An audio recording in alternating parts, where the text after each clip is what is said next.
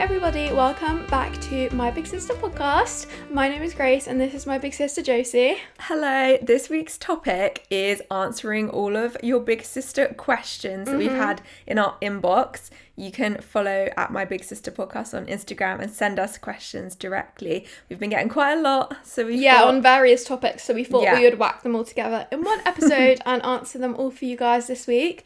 But I hope you're doing well, and we're going to dive straight into questions. Get into it. Okay, the first question we had was, someone said, as two girlies who have gone through uni, what would you say is important when choosing a uni or a course? And we did do a full episode about uni in season 1 if you want to go listen to that.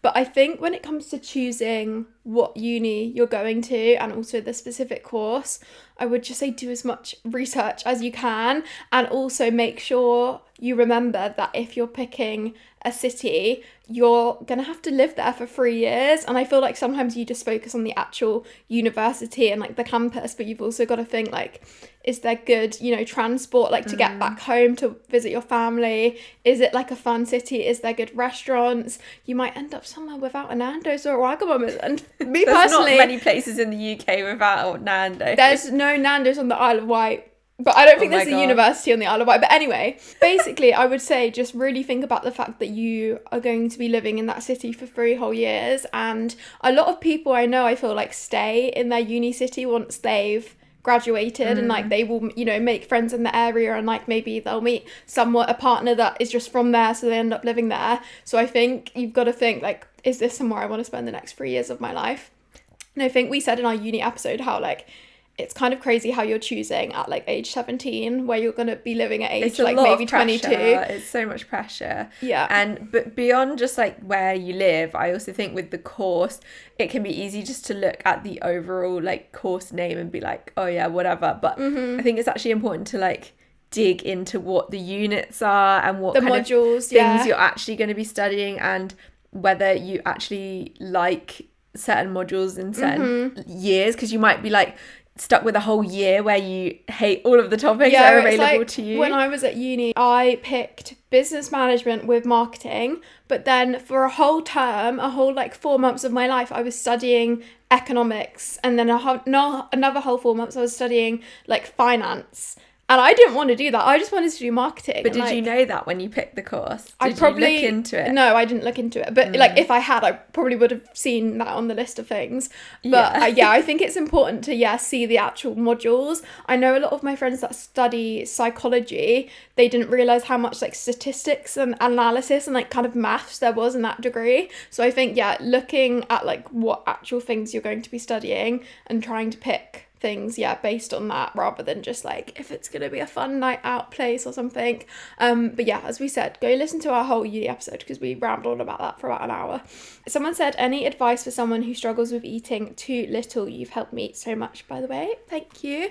I think the main thing is, if social media is affecting you and causing like making you think you should need to diet or making you follow certain exercise regimes or anything, just block the accounts. I feel like for me that was like one of the main things that caused me to like want to follow all these different diets, or like Josie spoke about in the other episode about Freely the banana girl. Honestly, I feel like the social media algorithm, you'll like one video and then all your feed will be that video, and like you will just think everyone in the world is on these diets and eating these small amounts, when really like if you press not interested and start to follow accounts that are just posting about like having a healthy relationship with food and like eating enough, then your whole feed will become that. And I feel like social media can really like make you feel like that one thing is like everyone's doing it, but really it's just like your algorithm. It's like, it happens to me all the time, like I will like one video of like a cat and then my whole TikTok is cat videos. Like TikTok especially, it seems to adjust the algorithm really quickly depending on just you'll like one video and then if you refresh it's all become that thing.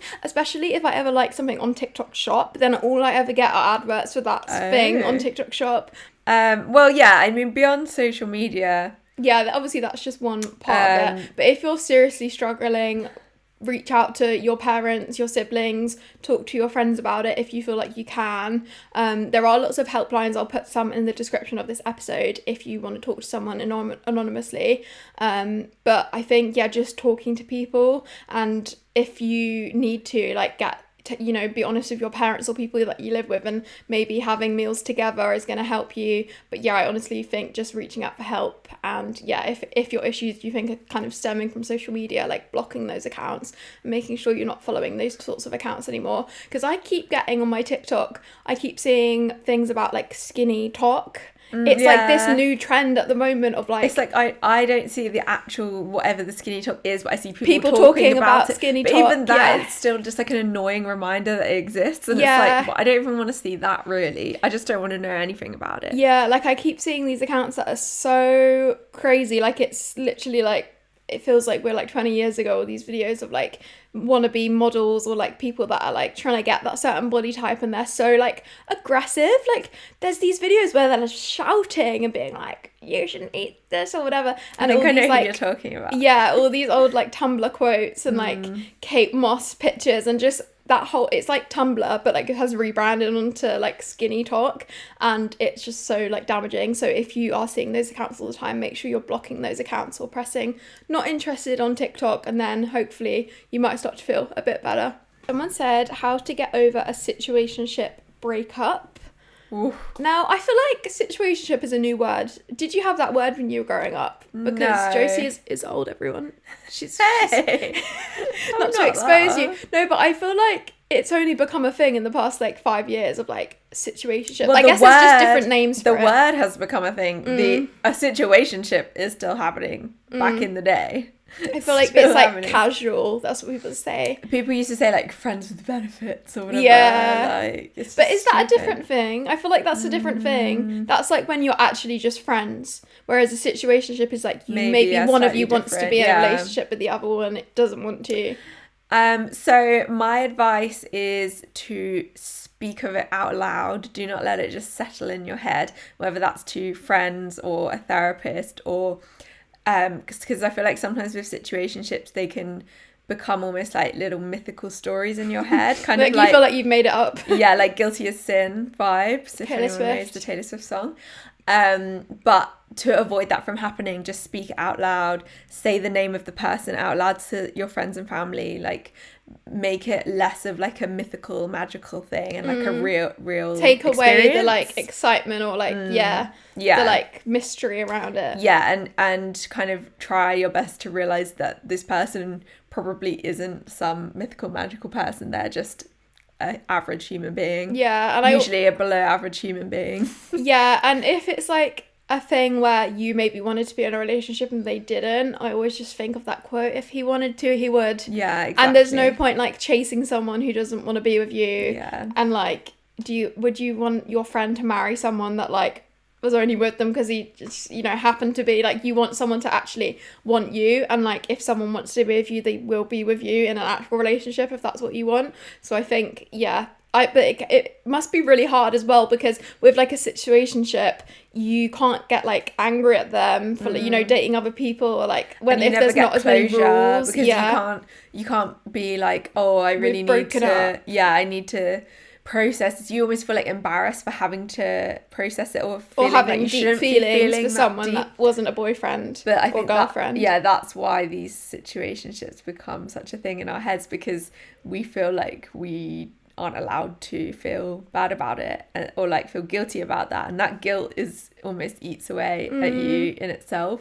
So I guess the main thing is, don't feel bad about it, talk to other people, and you'll feel better soon. And I think also blocking the person if you've had like a, you know, something bad happen. I think with situationships, like in 2 months they might reply and then you might get like pulled back in, but I think going like no contact and like trying to not meet up with people and like, you know, see them and end up back in that situation, which is easier said than done. But it's like their dopamine hit of looking at their profile. You need to remove that. And like checking who they're like, if they're liking they followed a new girl, or if then they've like, seen your story and things like that. I feel like when I was younger I used to just be crazy and obsessively checking all those things, whereas if you just block them then you can't see what they're up to.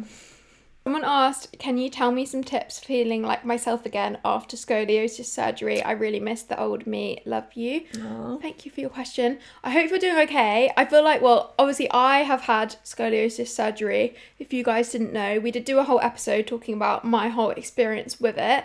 But Josie, you've also had surgeries before. So I feel like it can be the same for anyone going through any surgery. Yeah. Like it's such a big like hit to your system, and like I feel like you kind of underestimate how much even just like going under anesthetic can affect your life and like the weeks afterwards. Like 6 months ago I had my appendix out and it was just a complete like shock, and that is supposedly the easiest surgery you can and possibly spinal have. fusion is the world's second most painful surgery. So we've had you've had the easiest surgery, I've had the hardest surgery, but I would say the advice is the same. Like going under anesthetic is like a lot of the recovery. You're gonna have that whatever surgery you have, whether that's a nose job or spinal surgery.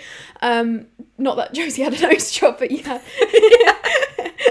I just mean like whatever surgery you have, just coming out of that surgery, and I feel like your body is just, especially if you've had surgery like a spinal fusion where literally your body parts have changed, and like when you had your appendix out, you're missing a whole thing inside of you, and your other organs have to like adjust. And I just think it's such a big thing, and like when you're on all the medication and different painkillers. But I would say my main tips for after a spinal fusion is give yourself so much time to rest, like way more time than you think. If you're booking off time off work, or like if you're wanting to go back to school, give yourself more time. And even if you feel ready and feel like you can go back to school or work, just give yourself another week, because I honestly think, especially when it comes to like spinal fusion, if you get knocked, like if you're in the school corridor and someone pushes past you, or even just if you're at work and you're having to like be active at work, it can really affect how your recovery and like healing process goes. So I think just being way more careful than you feel like you need to be. And I think, well, obviously I've not had a spinal fusion, but just from my own appendix thing, I think it was like just learning to be easy on myself and not sort of go back into things too quickly. Like before I had my appendix out, I was going to Pilates 3 times a week, and I was feeling quite strong, and then I kind of just couldn't for quite a while go back to that level of fitness. It's like you've been like hit by a bus. Like after coming out of surgery, it feels like, well, at least I felt like I had literally been like in a car crash or something. Like just the way your body's so much more tired. It's also kind of similar when I had COVID. I got that and I was so tired for like 2 weeks. It's kind of the similar feeling. Like you can't really explain why you feel that way, but it just feels like you've been hit by a bus and like you're so tired, and you can't explain why because you're not doing much. You're just sitting in bed. But like you can't explain why because you just had metal put in your back. Well, yeah, you can explain why, but like everything is exhausting. Like having a shower, I would have a shower and I'd have to sit down like on the side of the bath. I couldn't even walk to my room because I was so exhausted from just standing up and having a shower. And also after my spinal surgery, I was in so much pain whenever I'd walk anywhere or just sitting. Like the most comfortable position for me was lying on my back straight.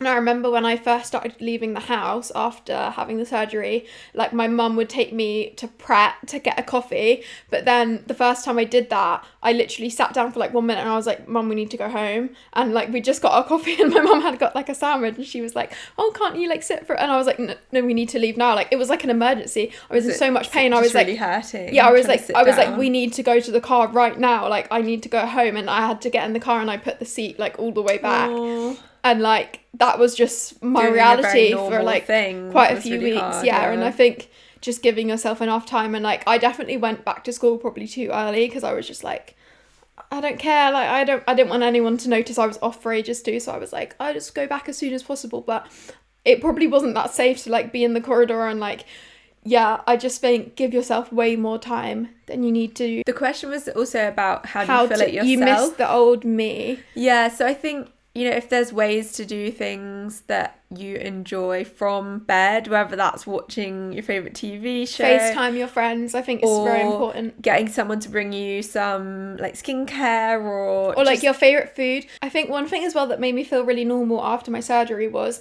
the last day before I went back home, both times when I've had 2 spinal fusions, I got food to the hospital. And obviously when you're in hospital for so long, you can only like eat hospital food unless like, you know, your parents go and get food out for you. But the hospital that I had the surgeries in, there wasn't really any like, it wasn't in the middle of a town centre. There was like no food places nearby, so all I could eat was the hospital food. And also when I was recovering from the surgery, I did not feel like eating. I felt very nauseous all the time. But by the time it was like I think on my second surgery I was in hospital for like 10 days, so like day 9 I was like feeling like I could eat. And then my parents ordered me, I think the first time I got like a burger, and then the second surgery I got a pizza, and I got cheesy garlic bread, and that was like the best thing ever because I'd been eating hospital food for like 9 days, not feeling hungry, and then on the last day I was finally feeling a bit better, and I had this cheesy garlic bread pizza thing, and it was literally like so good, and I felt like so normal because you know, you don't normally have like takeaway food in a hospital ward. Like that's not, because most people just stay for one night, so that's not like what you'd normally do. But I'd been there so long that I was like, oh my god, some food that tastes nice. And it's also just a reminder of the world outside of the hospital. Yeah, I think that's another like, weird life thing outside of when this. you're on a ward for that many days, and like you have to stay as well the night before your surgery, or even 2 nights before, like if you're traveling there. And like I'd been there for like almost 2 weeks and not been outside, like not seen fresh air, and that hospital I was in was so dark and dingy, and like there was hardly any sunlight, so I literally just felt like there was no outside world for a bit. So trying to have some like home comforts like that, or like, you know, bring pajamas to put on instead of being in the hospital gown every time, and like bring a cushion from home, maybe a sleeping mask to help you sleep in the ward, things like that I think can just be really helpful. Like bring little pieces of home, and also call your friends, FaceTime your friends, you know, try and keep up to date with what everyone else is doing. So I feel like when I was having my surgeries I felt a bit like left behind, like I was missing out what was going on at school and everything, whereas I feel like if you're like messaging people, you can feel a bit more like a normal human.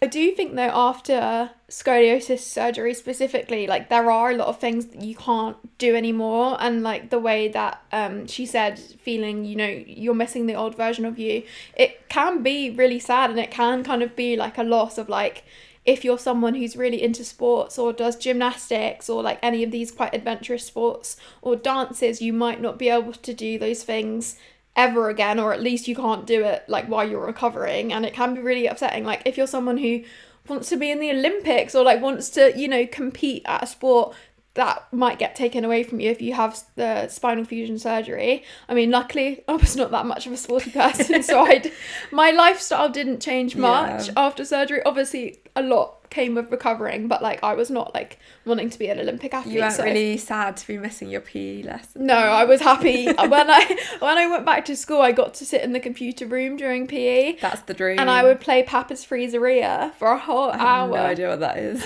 Do you not know what Papa's Freezeria is? On like, you know, like cool maths games, the website. No. Stop. What? Do you know Blob Bob? What's that? Well, I don't know. Okay, so when I was in Freezeria, you don't know Blob Bob. We're from different eras.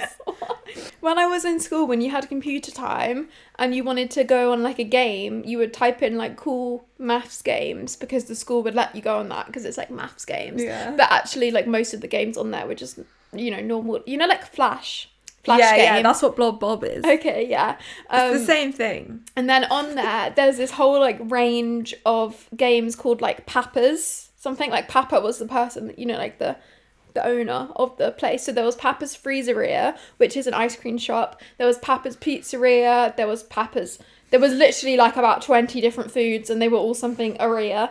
So whenever I would get time to go on the computer when I was missing PE, because, you know, on school computers it like would ban like social media websites or anything like that, so all I could go on find these weird websites was cool maths games. And Papa's Freezeria is like really fun. I actually still play it sometimes. Is it still available? Yeah, no, I play it like now, like I still play it. This is not an ad for when Papa's I want a break from social media, I go on typical maths games on like Go on Papa's Pizzeria. It's like one of those games where like you're running the shop and then like the customers are all in the line and you've got to make the pizza and like then get tips, and then every level like you level up and then you get more tips and then you can buy like the better ice cream machines to make the food kind of quicker. Sounds like all those tycoon games like Zoo Tycoon, Hotel Tycoon. It's kind of like Airport that, Tycoon. but it's less Airport Tycoon. I remember Roller Coaster Tycoon. Roller Coaster Tycoon. And I remember the Zoo Tycoon. Zoo Tycoon was that was so like good. a disc game, wasn't it? On like a CD. Yeah, it was so good. I really want to play Zoo Tycoon now. Like, you basically just had a zoo and you could put different animals in it. I remember that. And then you could get like an expansion pack that had animals that don't actually exist, like unicorns and stuff. It was so fun. That's fun. But yeah, Papa's Freezeria. Why are we talking about this? Oh, because I used to play it when all my friends were in PE. Okay. I got to play Papa's Freezeria for an hour, which was actually great. But yeah, that's something I would do after surgery. I became a Papa's Freezeria addict. So if you're not sorry, feeling that like is yourself, quite a rubbish answer to the question. go on Papa's Freezeria. It's a really fun game, honestly. If you are recovering from scoliosis surgery and you're bored, like in bed, get a I feel like it's only on a laptop. You have to like Google the game, go and play Papa's Freezeria or Pizzeria. It's really fun. Tycoon. It's kind of like, you know, on Club Penguin where you'd make the pizza. I didn't ever play Club Penguin. Oh my gosh. Okay, well, moving on, because that's annoyed me and I'm not even going to ask you about that. I know what it is, but I've never played it. I loved Club Penguin. I used to get all the little... What about Neopets? I remember you guys playing it, but I was too young at that point. Someone said, what is your favourite childhood memory? That is a big question. See, I feel like, because I have such a good memory, I remember like so much. My memory is so bad. I remember like specific things in great detail, you know, like random occasions. What's your earliest memory? It would either be Daisy being born, because I would have only been like 3, or there was also one time when I walked into a lift but my parents like somehow didn't get in quick enough and I was like stuck in a lift and I didn't know like where to get out. Scary. But I don't know how old I was then. Well, I live very high up in an apartment building, so I hope I'm not scared of lifts. Yeah. I think my earliest memory is going on holiday to France once, and that was when I was like 2. But yeah, I just remember very specific things, but I don't think nothing's coming to mind of like my favourite childhood memory. I feel like I just remember a lot of my like day-to-day childhood life. I think it would be queuing up for the final Harry Potter book to come out at midnight. That is such a millennial thing to do. I dressed up as Hermione and me and my dad went and we queued up. How old were you then? You were like old then, weren't you? No, I would have been like 13 or 14. 13. Yeah. That was so good. I remember you went at like midnight, wasn't it? Yeah, and then I was there at midnight and then someone grabbed a book and started reading out loud from it in the shop. I was like to try and spoil what happened, and I was really stressed. And then I read it all night, and then by the morning I'd finished it. I feel like I don't understand the Harry Potter obsession. I don't know if it's just like you or whether... You just had to be there. Like, I don't know if it's just me that doesn't like it or like doesn't really care about it, or whether it's just because like do all millennials love Harry Potter and all Gen Z don't love Harry Potter. It's just like if you grow up, it's just a nostalgia thing. Like if you grew up with it, then you love it, and it is a really good story. But obviously, it's been fully tainted now by J.K. Rowling's views. Tweets. Yeah. So like obviously that in a way like side. That has kind of like I don't continue to buy stuff, like I'm not really that interested in the new film like or the new movies the new TV show, whatever it is that's coming out. I'm not interested in that, but I will still always have like a soft spot for like the original story and the memory of it. And I mean, do you know the story of Harry Potter? Not really. I think I've only watched the first and second movie when I flew to Sydney one time, and that was like the first time I'd watched it. Did you like it? Not really. Because the first 2 films are quite childish. So yeah, I just don't like fantasy films. Like I think I have no imagination. So whenever I watch a fantasy film or like read a fantasy book, I'm like, well, that wouldn't happen. Like I can't get like invested in it because I'm like, what are you talking about? A dragon? You have to use your imagination. I just can't get into it. I like things like the Hunger Games where it's like But what's that called? Like dystopian, where it's like, but that is based in like the real world. That is like the real world, but just in the future. There's no magic in the Hunger Games, is there? It's No. literally just people killing each other. It's just like it's set in the world now, but just in the future. Whereas Harry Potter is like, you know, magical, a whole different thing. So I feel like I just can't get to grips. And it's like, even when I just watch a movie, I like watching like ones that are based on a true story. This is just so not me. I love fantasy and like Game of Thrones and Harry Potter. Oh no, I've never watched Games of Thrones. So Games of Thrones? What's it called? What's it called? Game of Thrones. Is that a book? Have you read that? Yeah, it started as a book. I literally know nothing about Game of Thrones. What's it called? Why can't you say it? Game of Thrones. Game of Thrones. All I know is that the girl with like the icy white hair that was in... Khaleesi. She was in that movie. Amelia. With Clark. Finnick from the Hunger Games. Yeah. What's that movie called? About Time? Oh yeah. Is that what it's called? I've never actually seen it, but it's got Finnick from the Hunger Games in it. I don't think that's About Time. That's a different film. I don't know. Anyway, that's all I know about Game of Thrones. And it's got Cassie from Skins in it. Yes, doesn't it? It does. And also Ed Sheeran was in one episode randomly. That's cute. Someone said, I assume this is aimed more at me, what is your favourite part of my new house? For those of you that don't know, I have moved house. That is why we're in a new setup this week and for all future episodes. But I am in the middle of moving. Well, we've moved in now, but like there's a million boxes everywhere. So like not every room is like done. The first room that we did was this room that we're in right now because I was like, we need to film the podcast. So this room is finished. And if you do want to see like updates and stuff on my house, I have a home account now called @Grace Tutty Home on Instagram and TikTok if you want to see house updates. But my favourite part, I would say right now it's this room because it's done. Like my wardrobe. The wardrobe. You've got a whole section just for your jeans. Well, my jeans. It's crazy. Yeah, if you want to see pictures, go see my home account. But I think right now, my wardrobes are my favourite part because I got to like design them myself on the IKEA. I got like the IKEA Pax wardrobes where you like design it all. And I've never had that before because when I lived in the flat that we lived in, they were just already there, the wardrobes. And when I lived with my parents, they like picked out what wardrobes. So it was so nice to actually like design it myself. Like down I'm quite jealous. Like each I really drawer want and like to get one. what drawer organisers I wanted for my jewellery and stuff like that. And actually, I think it was pretty affordable, like based on how like nice they look. I think it looks really fancy, but if you're wondering why we keep staring, they're literally over there. Like we're staring at them right now.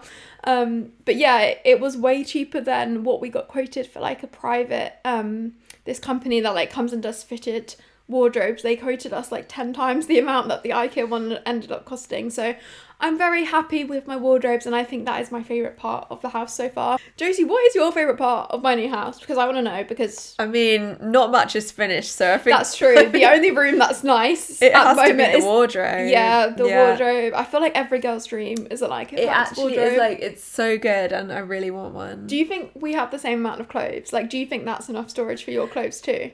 I think so, yeah. I think you definitely have more than me. And I do not have as many jeans as you. You have like 30 pairs of jeans. It's absolutely insane. I've only got like 5 pairs.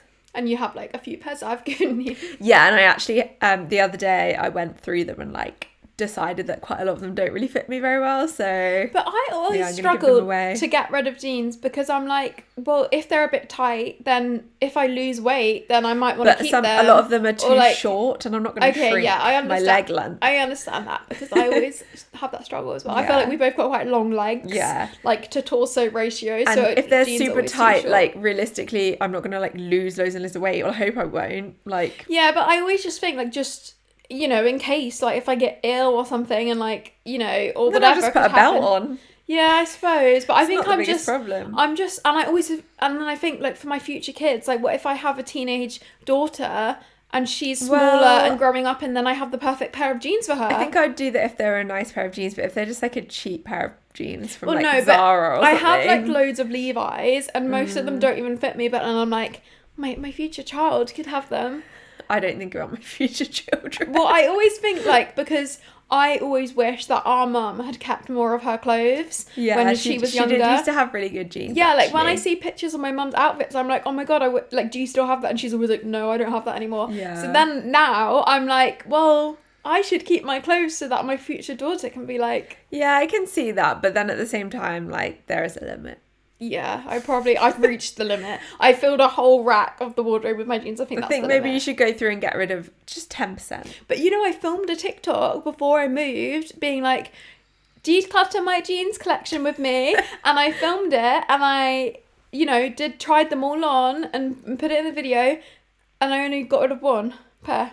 That was and I posted the video and everyone was like, this is so me, I don't declutter things. And I'm like, yeah, it's like, what was I meant to do? Because I tried them all on and I was like, oh my god, these are so nice, I'm gonna keep them. Like, I forgot about these, and then I got to the end and I was like, oh, I didn't even like find one pair to get rid of. Oh my god. Yeah, so I'm really bad at getting rid of things, but yeah, I probably should declutter my jeans and then I'll have more room for different clothes. But I feel like now I'm at the point in my life where like I'm probably not gonna, my body's not gonna change that much. So I now know that like every season I'm probably gonna wear the same clothes I wore, you know, last winter or last summer. So now I'm like, well, I just want to keep everything now because like I have this nice wardrobe and like everything fits me well, everything is good quality. So I'm gonna keep it because my coats, like even though it's getting warmer now, I'm not gonna get rid of my coats. I'm going to keep them for next winter. I think my thing is if I've been through a whole cycle of 12 months and I haven't worn something throughout that whole 12 months, I probably should get rid of it. Yeah, but then for me, it's like when I'm filming my videos, if I'm doing like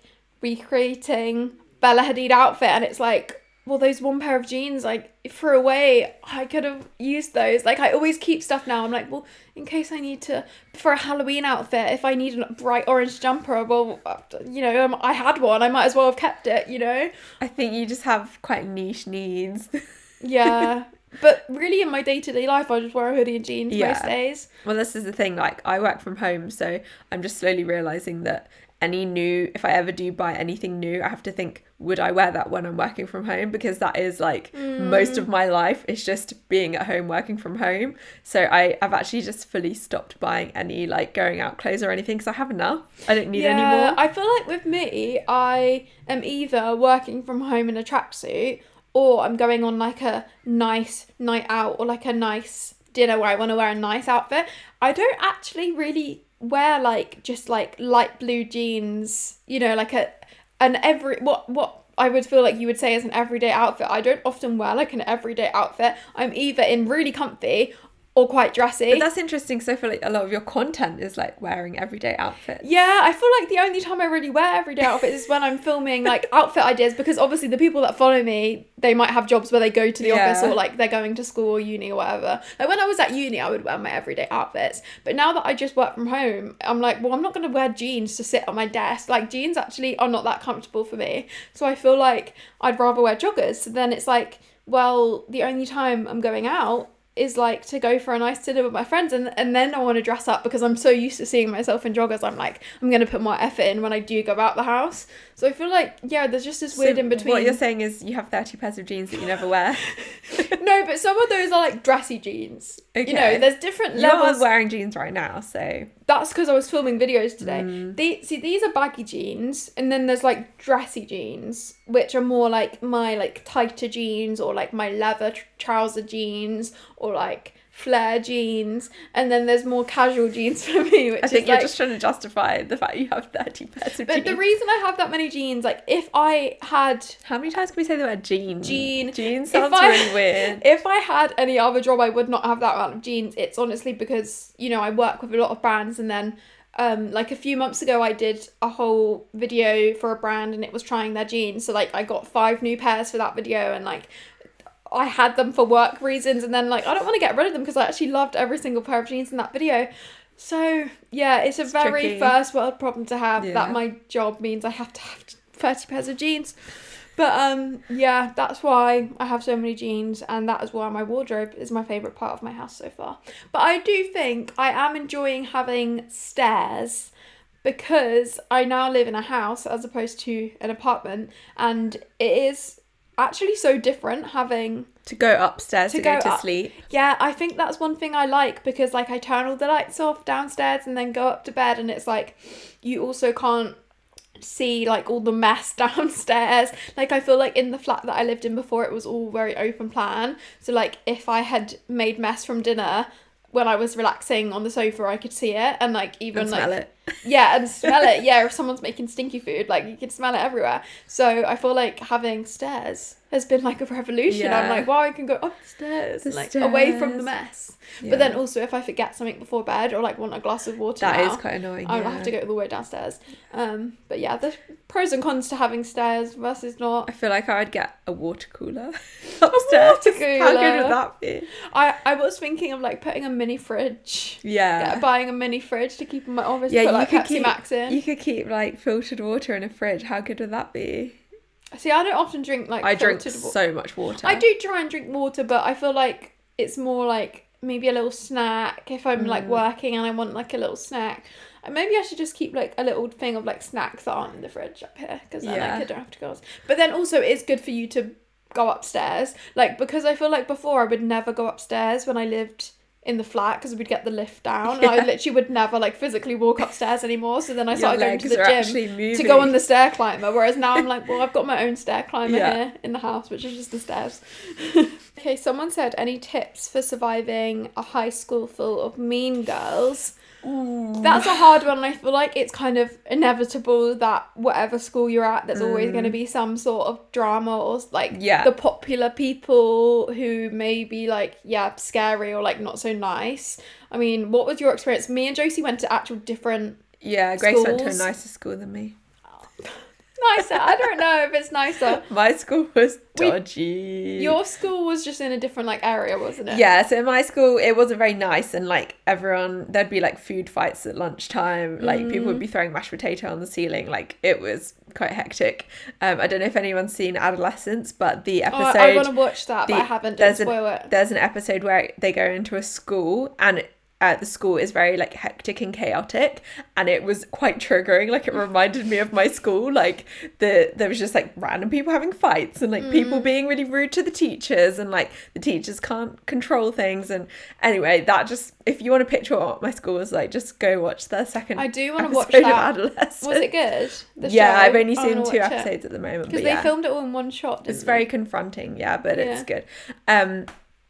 Anyway, yes, I feel like there was quite a lot of.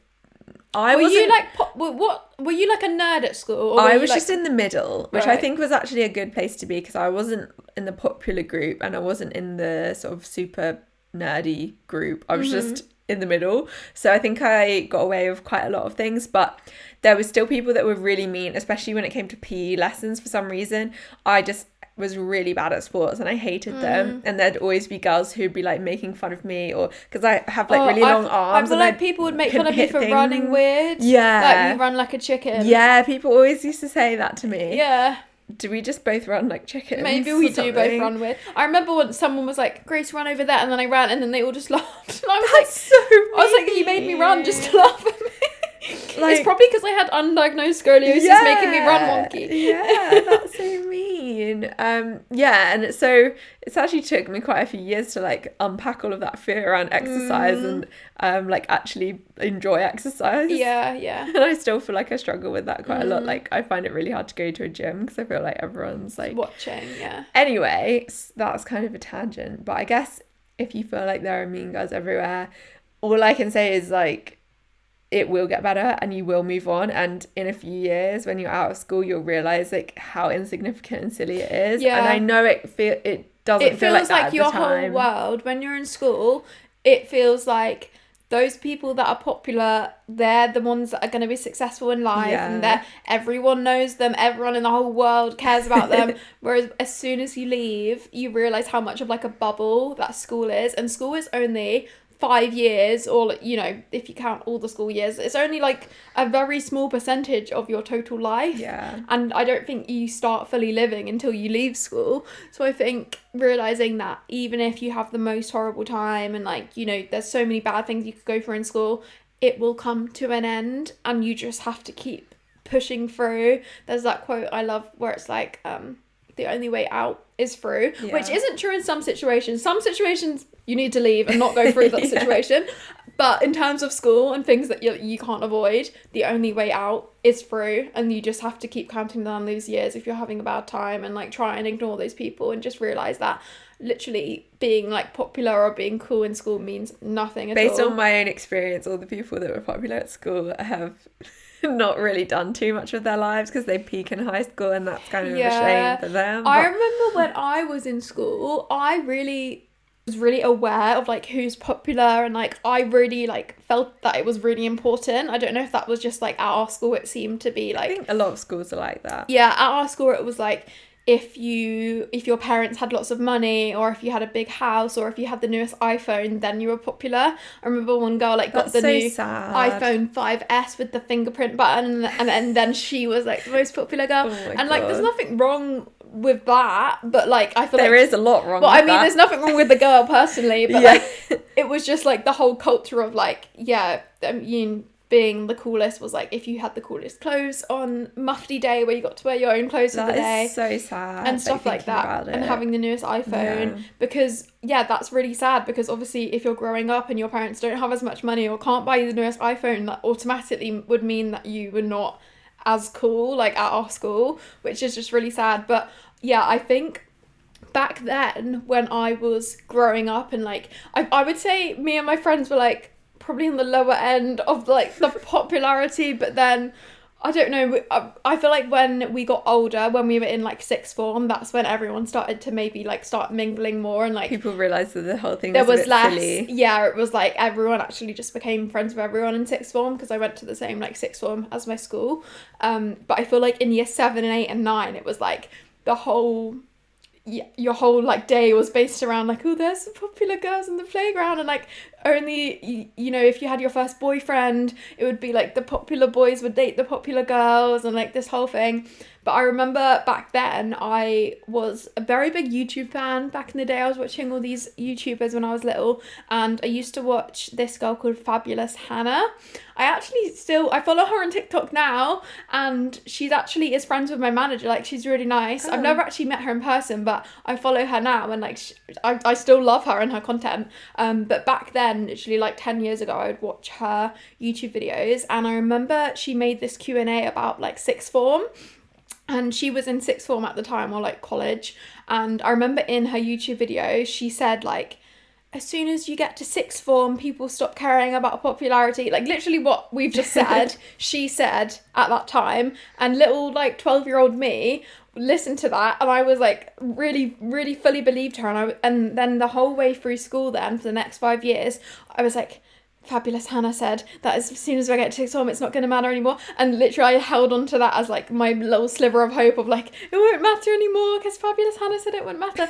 And literally I would, it really like got me through those years of school to be like, and she would be called like Fab Han. I was like, Fab Han, it really like got me through school. You could tell I was a strange little kid. But as soon as I got to sixth form, it came true, and popularity didn't matter. I think that happened to me as well, because my sixth form was not attached to my school. You went to like a different college, So like it was lots of different people from different schools, so no one really knew each other or like how popular everyone else was. So you kind of just could like exist on your own a little bit more. And then when you go to if you go to uni, it's kind of the same thing. Like everyone's just kind of having a fresh start, and those sorts of things don't seem to matter anymore as you get a bit older. And I honestly think like when I now think of the girls that were in school, and potentially the ones that weren't very nice to people, I feel like now when I see a lot of them on nights out and stuff, they like are really friendly to me and try and like be friends with me and stuff. And I don't know if that's because maybe like because they follow me on social media now, or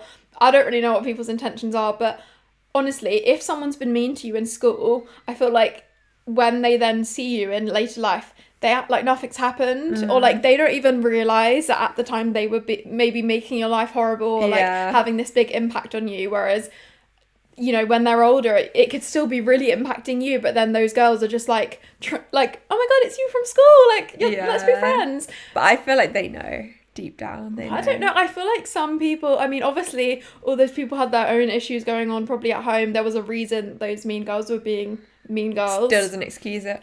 Well, sorry, you can tell my bitterness coming through. Yeah, but I wonder if any of my mean girls listen to this. Mean girls. But I honestly think I mean, listen to us the same way I listened to Fabulous Hannah.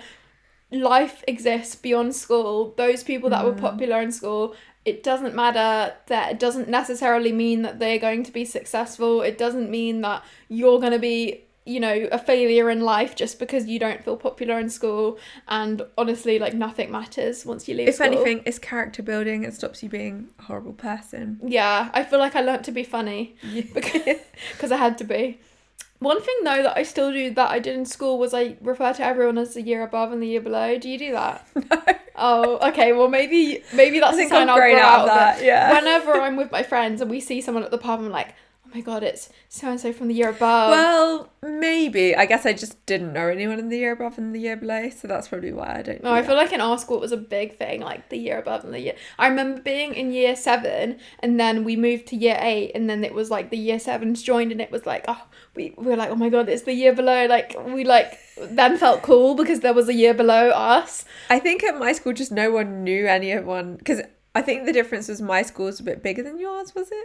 Actually, I don't know. No, I think my school had more people per year. We had like 300 people per year. I think my school was just so chaotic, no one knew what was going on. Know what's going on. I was just like, keep your head down. Yeah. I think our school was very like, yeah, the year above and the year below. I feel like in our school it would be like the school... The microphone's like falling off the table. Sorry guys, we just had to pause because Josie's mic started. My mic attacked me. She screamed. Anyway, yeah, I think the mean girls in school is such an insignificant part of your whole life. And even now, like, we've only lived like, I've only been out of school for like 8 years. You've been out of school for like 50. 18? No. Yeah, because I've been out of school for 8 years and you're 10 years older than me. Are you talking about like college like or school? High school. Like when was your prom? What year? What was your leavers? Did you have a leavers hoodie? Josie's losing her mind. 2009? Yeah, 2009 is when I left school. On that. What's that? 25 minus 9. Basically, what I'm trying to say is that we have only been out of school, you know, a shorter period than some people. And when we get even older, it's probably going to be even less significant of our lives to like who's popular in school. And it's easy for us to say because we're so far away from it now. We feel like we are. When you're in it, it's very hard and it just feels like it's going to be forever. Day after day and year after year. Okay, guys. We are having some technical difficulties because, I mean, if you're watching this, you'll be able to see what's happening. If you're just listening, all I can say is Josie is like holding onto her microphone for dear life because it's fallen off the table.